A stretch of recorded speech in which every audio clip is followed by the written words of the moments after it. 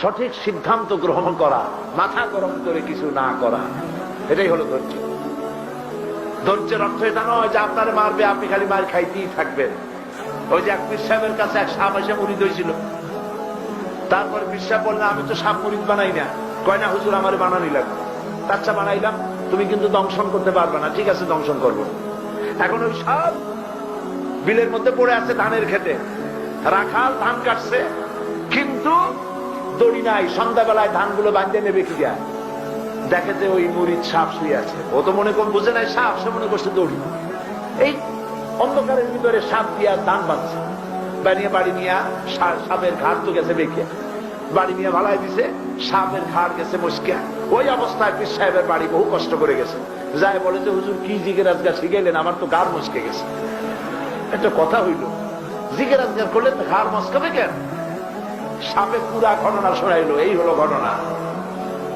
পীর সাহেব বলছেন বেটা সাপ, আমি তোরে বলছিলাম দংশন করবি না, কিন্তু ফোঁস করতে তো নিষেধ করছিলাম না।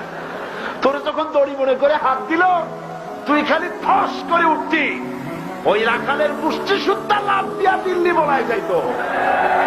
তুই ফোঁস করলি না কেন? কাজী জাতি ভয় পাবেন না। আপনারা কি ভয় পাইছেন? আপনারা কি ভয় পেয়েছেন? ভয়ের কোনো কারণ নাই। আল্লাহ আমাদের সাথে আছেন। কে আমাদের সাথে আছেন? বাংলাদেশ ইসলামের জন্য চিল্লায় বলেন, বাংলা কিসের জন্যে? আরো জোরে বলেন কিসের জন্যে? যদি প্রয়োজন হয় সেই ইসলামের জন্য রক্ত দেবার, সিলেটের লোকেরা রক্ত দিবে। যদি প্রয়োজন হয় জেলে যাওয়া জেলে যাবে, যদি প্রয়োজন হয় শহীদ হওয়া শহীদ হবে। আল্লাহ রাব্বুল আলামিন তৌফিক দান করুন আল্লাহর দ্বীনকে জমিনে প্রতিষ্ঠা করার জন্য। সর্বক্ষেত্রে আল্লাহ যেন সেই তৌফিক আমাদের দান করেন, বলেন আমিন। শাহাদাতের মর্যাদা যেন আল্লাহ পাক আমাদের দান করেন। হয় গাজী না হয় শহীদ, দুটোর একটা জীবন আমাদেরকে গ্রহণ করতে হবে। কাফেরের গোলামির চাইতে মৃত্যুবরণ করা, শাহাদাতের মউত গ্রহণ করা হাজার গুণে শ্রেয়। বিড়ালের মতো 500 বছর বেঁচে থাকায় লাভ নাই, সিংহের মতো খালিদ বিন ওলীদের মতো 1 ঘন্টা বেঁচে থাকুন, এটার মূল্য আছে। ঠিক কিনা? আর শাহাদাতের মউত হাতের চিমটি কাটলে যতটুকু না কষ্ট হয়, শাহাদাতের মউত এর চাইতে বেশি কোনো কষ্ট নয়। আল্লাহ নবী নিজে দ্বীন প্রতিষ্ঠার জন্য রক্ত দিয়েছেন, শহীদ হয়েছেন। সাহাবায়ে কেরাম কত কষ্ট করেছেন। তারা যদি কষ্ট না করতেন, তারা যদি সাহস না করতেন, জীবন না দিতেন, ইসলাম এই পর্যন্ত আসতো না। আমি সেজন্য আজ সিলেটবাসীকে উদাত্ত আহ্বান জানাই, আল্লাহর দ্বীন কায়েমের জন্য আমাদের সামনে সময় আসতেছে রমজান মুবারক।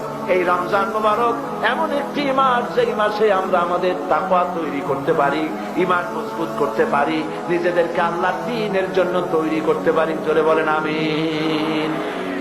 আল্লাহর জন্য, আল্লাহর দ্বীন কায়েমের জন্য এই রমজান মাস যেন আমরা ব্যবহার করতে পারি, বলেন আমিন।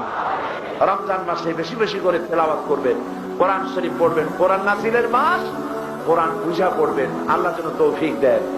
হাদিস শরীফ বুঝে পড়বেন, ইসলামের সাহিত্য বুঝে পড়বেন, ছেলে মেয়েগুলিকে দ্বীনের রাস্তায় পরিচালনা করবেন।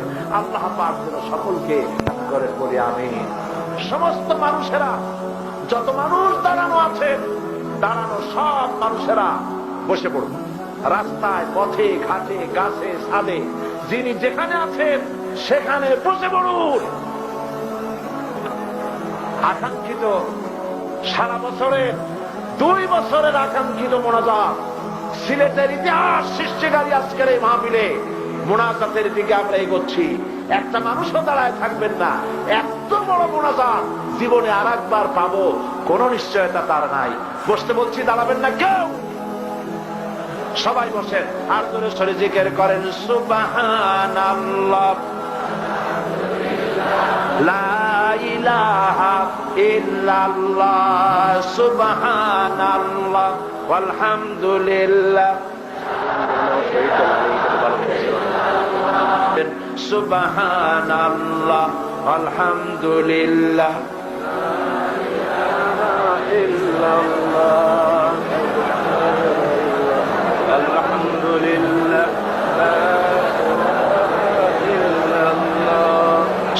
সুবহানাল্লাহ ওয়ালহামদুলিল্লাহ লা ইলাহা ইল্লাল্লাহ সুবহানাল্লাহ ওয়ালহামদুলিল্লাহ লা ইলাহা ইল্লাল্লাহ লা ইলাহা ইল্লাল্লাহ মুহাম্মাদুর রাসূলুল্লাহ।